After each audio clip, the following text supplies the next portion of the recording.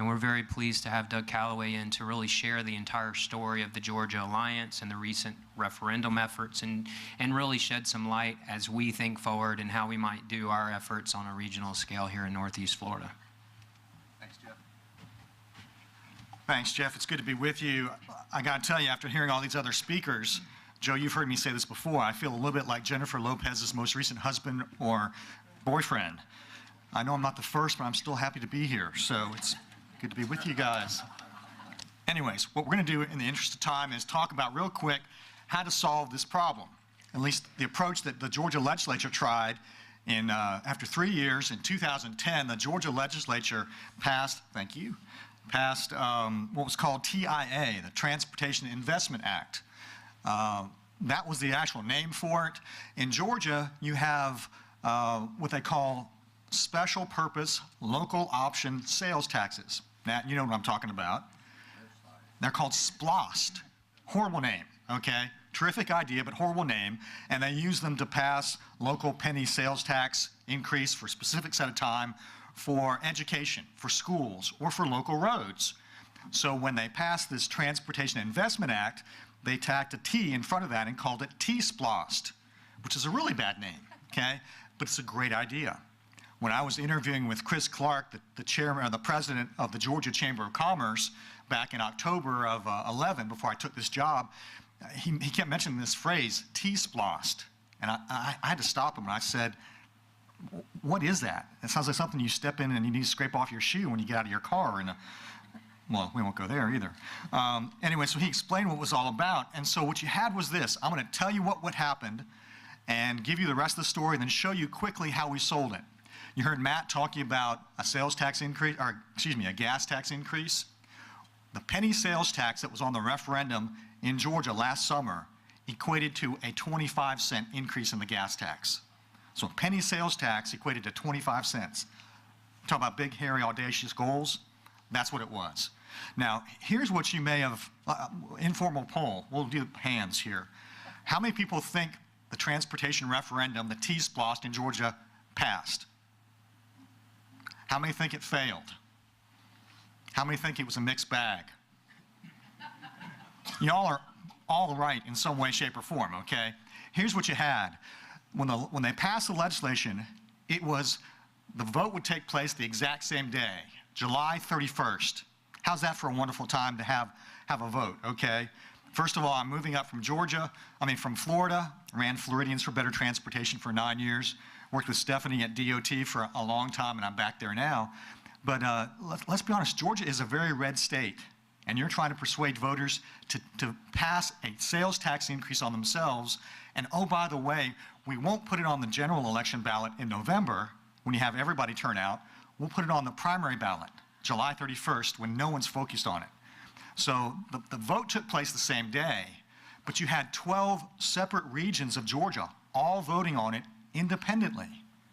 As a consequence, what you had was the Metro Atlanta Chamber of Commerce ran the campaign to pass the sales tax in the 10-county Metro Atlanta region. I worked for the Georgia Chamber of Commerce. We ran the campaigns, plural, in the other 11 regions, the other 149 counties in Georgia. Now here's your tail of the tape at the end of the day. And anybody here from Metro Atlanta Chamber? Okay, good. And this is not on TV, is it? Okay. Not yet. I'm really in trouble then. All right, here's the facts. Here's the facts. Is Metro Atlanta effort raised and spent somewhere between $8 to $10 million and lost 2-1. Did not carry one of their 10 counties in their region. We raised and spent $2.5 million and won 46 counties, 3 regions, Augusta, Columbus, Dublin, Vidalia. Those 3 regions will generate an additional $2 billion more for transportation over the next 10 years. Had we been successful, now like we wanted to do, to move the vote to the general election, without spending a nickel more, we would have won 2 or 3 more regions. It's just that simple. So the question is, well, how did you do that? What did you do? Because you had some measure of success. I jokingly refer to myself as a good Southern Baptist, which I say is generally an oxymoron, but I'm used to having 3 points to the sermon. The 3 points to the sermon are this. Here's how you do it. Listen close. You have to define what a yes vote means, define what a no vote means, and then you have to fundraise to either inform or persuade. So we're going to talk about this real quick. And this slide presentation, I'm not going to go through it all, or I'm going to do it really quick and not talk about it. But y'all are going to have it available, I think, Jeff, for folks to look at, because we've got details about what the legislation did. But if you saw nothing other than this and the video commercial I'll show you in a minute, here was our key to success. We had to define what a yes vote, what a yes vote meant. Now, there's no shying away from it. It's a tax increase. It's a penny sales tax increase. But everything in life every purchase is a two-part process. What's the cost weighed against what's the benefit? If all the public hears is it's a tax increase, everyone's going to say no. So our job was to tell them, as Paul Harvey would say, the rest of the story. What does it mean? What our polling showed, and we were very bipartisan, we had pollster for President Obama, Republican pollsters, everyone working together on our campaign. The 3 sound bites, the 6 words, were this. Here's how you define a yes vote. More jobs, safer roads, and local control. More jobs, safer roads, and local control. That's the way you define what a yes vote means. So we're going to go quickly through this, all right? All right, so I ran the Georgia Transportation Alliance, which is sort of an affiliate of the Georgia Chamber. To pass this, though, we created what was called Connect Georgia. That was a bipartisan political campaign. And literally, I used to jokingly say that, Matt, that I seldom read the Atlanta Journal-Constitution, and I even less frequently believed it, okay? You know, but when they said that our team, our political team, was known as Georgia's political dream team, they were right. Heath Garrett, who had been chief of staff for Senator Johnny Isakson, was the lead Republican.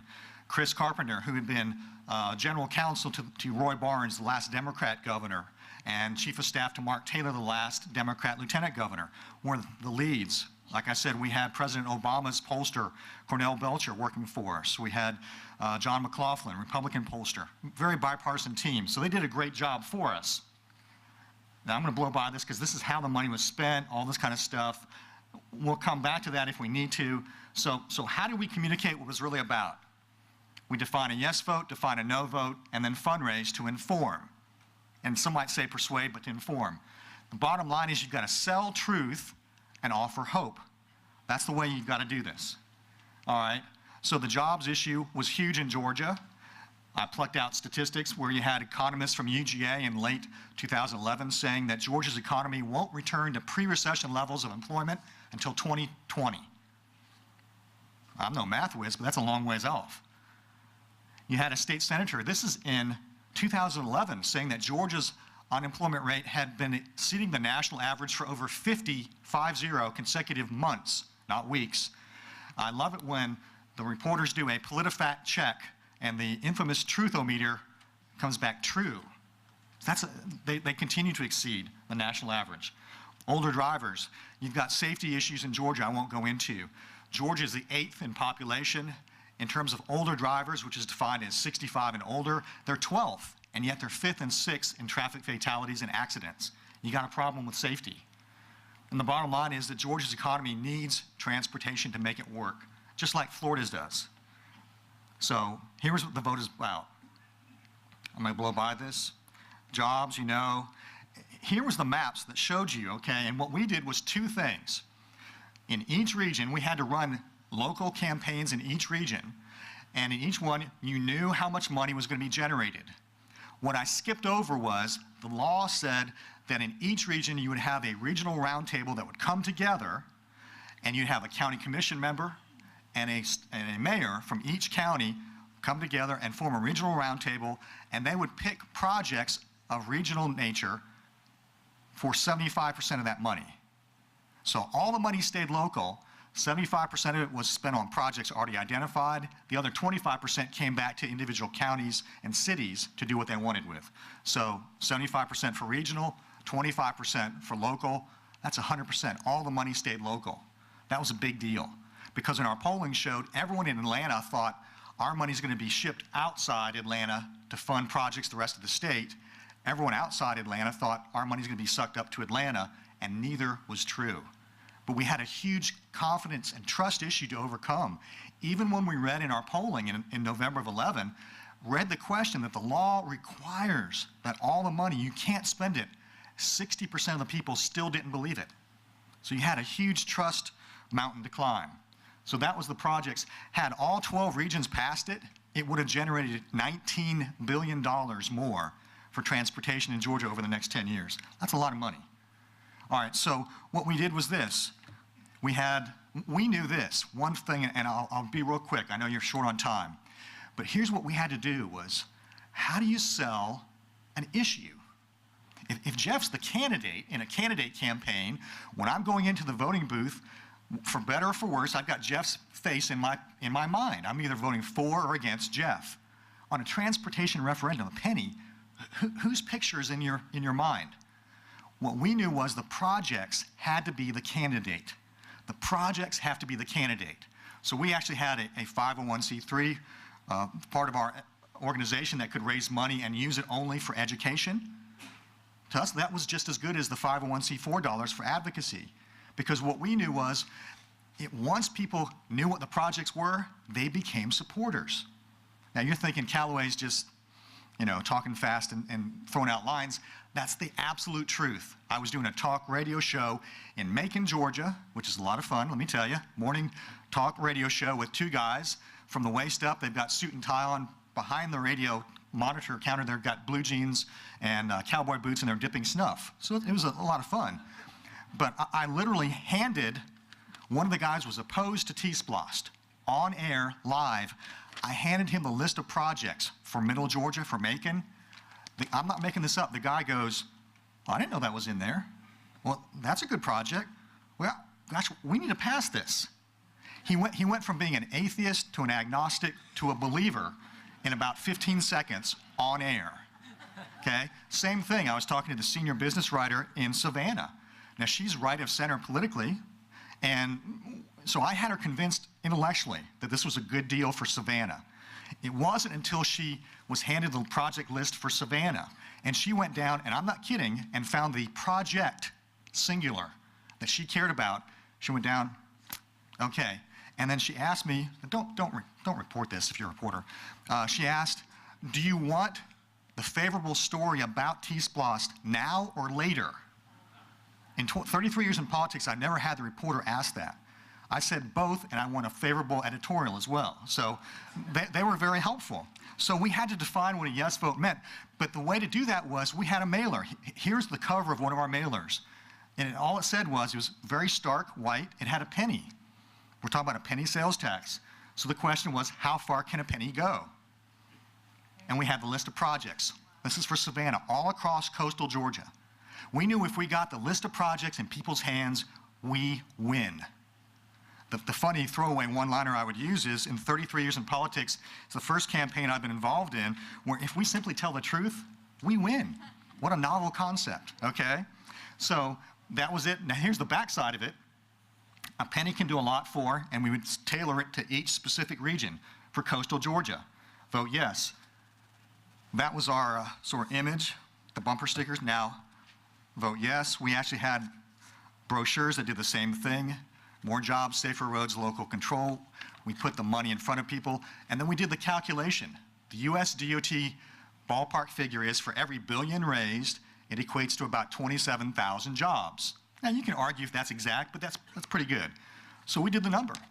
Next to the dollars raised for each region, we put the number of jobs projected to be raised there.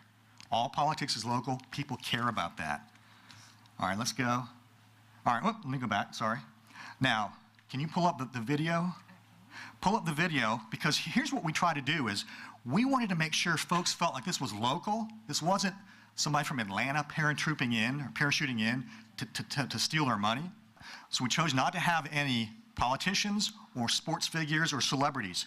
We literally went to Savannah and shot Joe and Jane Lunch Bucket, average Georgian, some maybe below average, I'm not sure, but had them on there talking, using our message points and telling the camera from the heart what this meant.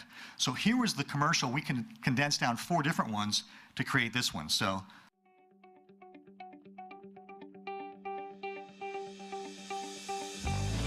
Unemployment is too high. Too high. We need more jobs. Georgia is suffering. Our community needs a change. We can't wait on Atlanta. We can't wait on Washington. We need more jobs. We need better jobs. Our community needs a change. This July, we have a choice. It's about jobs for this community and the state of Georgia.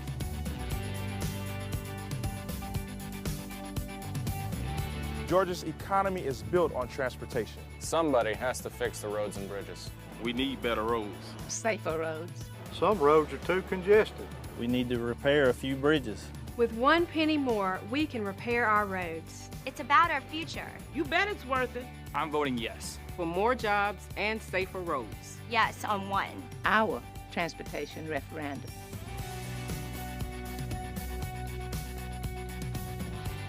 The money raised stays local, and that's good. Real good. The money stays here. It stays here. Local pennies. For local projects. I'm voting yes because it's 100% local. Let's control our own future. Let's control our own future. This referendum is about transportation. It's about our future. Local control. Better quality of life. More time with my family. It's only 1 penny. 1 penny for our future. Let's hold the politicians accountable. This July, I'm voting yes. I'm voting yes. Yes for a stronger economy. Yes for more jobs. Yes for safety. Yes, for local control. Yes for local projects. This is the way to do it. I'm voting yes. This July, I'm voting yes for the transportation referendum. Okay, so what you saw was there's only one person in there who was paid to be in that. The last fellow was one of our campaign guys. So there was no professional actors, as you can tell. So they did a great job, but for us, the bottom line was this. People had to understand what the projects were. We had to focus on the grassroots and then have TV to supplement that. But the bottom line was people had to trust the people making the ask. If someone asked, what's the difference? Why did Atlanta fail? Why did you succeed in some of yours? Because people trusted us. They didn't trust Atlanta, unfortunately. They didn't trust Georgia DOT in some ways. Now that's lamentable, but that's the reality. And what you saw, what was the message points? More jobs. That's the #1 polling issue. Close behind was safety, which could mean a pothole. It could be any number of things. And then local control. That let us, you know, in basketball, if I'm playing against somebody taller, I'm going to post up against them, lean against them, and try to move them. We posted up against D.C., against Atlanta. If you don't trust big government, however you define it, you ought to be voting for this, because this was a way for us to take control of our own transportation destiny and keep all the money here. That's a persuasive message, provided folks trust you. In those 3 regions, they did. That made all the difference in the world. And I'll close with this real quick. There's a great, Stephanie knows I like quotes, there's a great Thomas Edison quote which applied to what we were doing in Georgia and what y'all are trying to do right here in Northeast Florida. Edison once said, opportunity is missed by most people because it's dressed in overalls and looks like hard work. You've got a great opportunity in front of you here. Take advantage of it, and you can be successful. Thanks for your time and your attention.